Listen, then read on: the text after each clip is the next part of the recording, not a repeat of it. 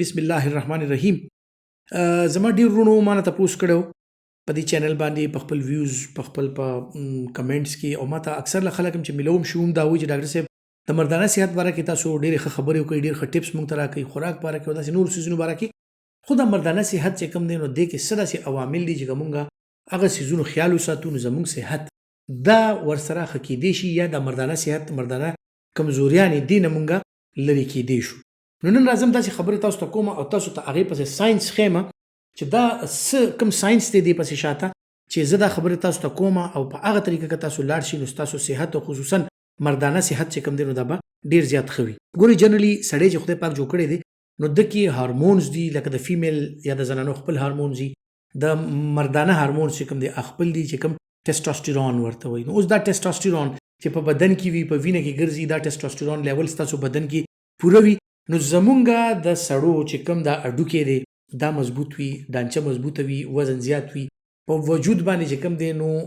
کم پټې چې کوم دي مسلز چې کوم دي مسکولر ماس دا سیوا وي نو سړی ځکه چې کوم دی د وجود د ښځو نه لږ غټم وي لږ درونم وي د اډوکې مضبوط وي د دې وجه څه ده چې دې پسې شاته ټیسټوسټیرون دی. بیا دا ټیسټوسټیرون چې کوم دی نو دا زمونږ ټول صحت لکه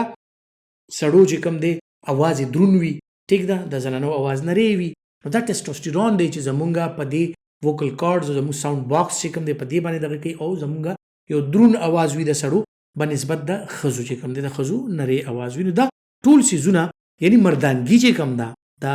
دغسې سړو چې کوم دغه دی یعنی ساخت دی چې هغې ته وګورئ ګیره برید د ویښتو چې کوم په بدن باندې ډسټریبیوشن دی هغه بدل دی، د ښځو چې کوم دی نو هغه بدل دی ټیک ده. نو دا څیزونه دا ټول ټیسټوسټیرون نه کنټرول کیږي. یقینا ټیسټوسټیرون چې کوم دی دا هارمون دا چې په بدن کې وي نو مردانګي به برقرار وي، انسان به چې کوم دی سړی د شوګر بلډ پریشر دا څیزونه مینټین کول، د پوسچر مینټین کول، د رګونو د پټو د اډوکو دا د برین د دماغ د دې چې کومه کیپاسټي ده دا ټول دا ډیپینډ کوي چې ټیسټوسټیرون لیول څومره دی. اوس که تاسو هغه کسان وګورئ چې د څه بیماریانو د وجې نه یا قدرتي طور د هغې ټیسټوسټیرون لیول بالکل کم وي یا نه وي نو هغې چې کوم خپل گروت دی هغه هم کمزوری وي، لنډ پاتې شي، واړه پاتې شي، وزن یې هغسې نه شي، هډوکي هغسې مضبوط نه شي. هغسې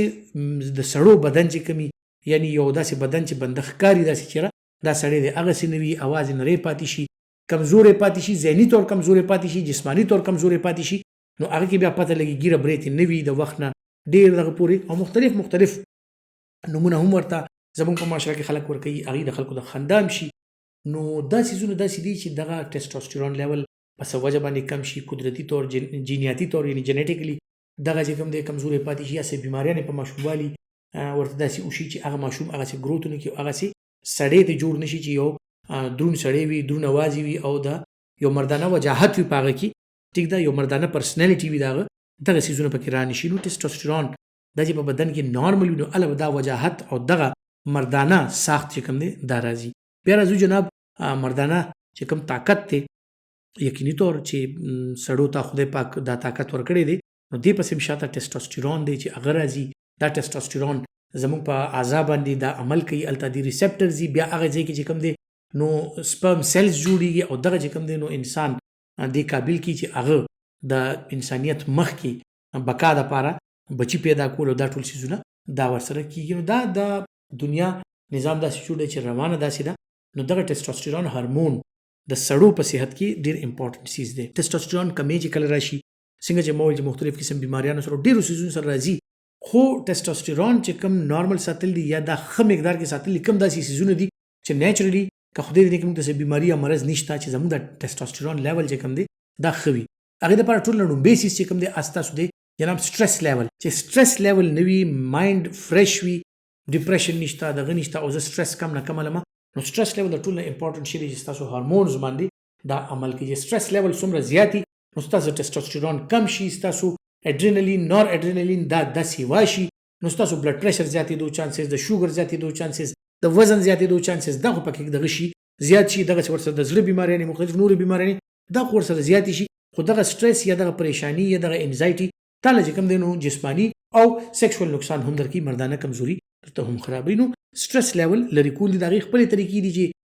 ریګولر ایکسرسایز، ریلیکسیشن ټیکنیکس، خپل داسې عادات او اطوار چې هغې سره ستا سټرس لیول کم نه کم وي. بل جناب راځو دویم سیز بیا دی فزیکل اکټیویټي. دې پسې شاته ډېر غټ ساینس دی. زه تاسو ته وایم چې کله مونږ څه منډه ترړه کوو فزیکل اکټیویټي کوو زمونږ مسل سیلز دا سټریچ کېږي زمونږ هډوکو دې باندې پریشر راځي دغه وایبریشن سره دغه هډوکي چې کوم دی نو دوی سیګنل ورکوي چې یاره ما باندې لوډ دی ما باندې پریشر دی او زما کیلشیم پکار دی وایټامین ډي مې پکار دی دا پکار دی زه مضبوط یم منرلز مې پکار دی زه مضبوط یم چې دا سټرین او دا سټرس دا زه اخلم دغسې زموږ د پټو نه یو سیګنل ځي نو زموږ بدن کې الله تعالی یو داسې نظام جوړ کړی دی چې ستاسو د فزیکل اکټیویټي مطابق دغسې دلته ریسپټرز وي نو هغه مختلف هارمون ریسپټرز دي چې هغه هارمونز هغه سیګنل ورکړي چې دا لیول زیات کا دا لیول کم کا نو دغسې څونه اکټیویټي کېږي ستاسو هارمونل لیول کې ټیسټوسټیرون ته دا سیګنل ملاویږي چې یاره دا کس اکټیو دی د هډوکې ګروت غواړي په دې باندې پریشر دی د پټو باندې پریشر دی دا ګروت غواړي دا حفاظت غواړي نیچرلی ټیسټوسټیرون لیول زیات شي چې یاره دغه کس چې کوم دی د فزیکل سټرنث چې کوم دی دا زه برقرار وساتم. اوس ټیسټوسټیرون نیچرلی دا به زیاتیږي جناب ایکسرسایز سره. د ریګولر ایکسرسایز چې کوم کسان هم کوي جیم کوي ورزش کوي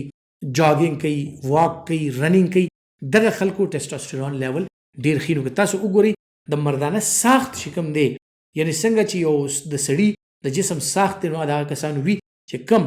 جیم کوي ایکسرسایز کوي او دغه سیزونه کوي نو هغه کې تاسو وګورئ یقینا یو ډیر ښکلی ساخت وي لکه د هغه سړو په شان نه چې بس ناس په ناس یا ملاس په ملاس یا ټول ورځ خوبونه ټول ورځ خوراکونه کوه ټول ورځ په سټرس کې اوسه او دې چې کوم دی اناکټیو به وي او ځان له چې کوم دی یو منګې ته جوړ وي خو یو ښایسته بهادر ځوان نه ښکاري نو دا ښایسته بهادر پښتون ځوان دا چې ښکاري دا په دې ښکاري چې د بدن له خدای پاک یو قد کاټ ورکړی دی نو څنګه راځي چې ټیسټوسټیرون لیول پوره وي نو دغه سره راځي. بل جناب خوراکونو ته بیا راځو ایکسرسایز خو مو ویل خوراکونو کې ډېر داسې خوراکونه ګورئ کاربوهایډریټ ریچ خوراک چې کوم دی یعنی ډېر زیات خواږه دا که کم خلک استعمالي نو هغې د مردانه کمزورۍ شکار کیدی شي ځکه چې ډېر زیات خواږه یا ریچ کاربوهایډریټس دا په ټیسټوسټیرون باندې د دې داسې عمل دی چې ټیسټوسټیرون لیول کموي. بیا ډېر زیات آیلی ډېر زیات آیلی ریچ سیزونه چې کوم دي لکه مونږ لګیا یو بجې ټول ورځ چې دا مکھن او دا بالیانې ملیانې او دا چې کوم دی نو دا پسیخان او د ګډ تیکي او دا چې کوم دی چې پټي تیکي او دغه سیزونه کوو نو دې سره یقینا چې وزن هم زیاتیږي کولیسټرول لیول هم زیاتیږي د زړه بیماري نه او دا هم زیاتیږي ورسره د دې یو نیگیټیو امپیکټ دی یو نیگیټیو دغه ورکوي دا ټیسټوسټیرون چې دې سره ټیسټوسټیرون لیول کمیږي نو دا ډېر زیات غوړ خواږه او دا سیزونه که نه خورو او موږ کوشش کوو چې سمپل خوراک لکه په هغې کې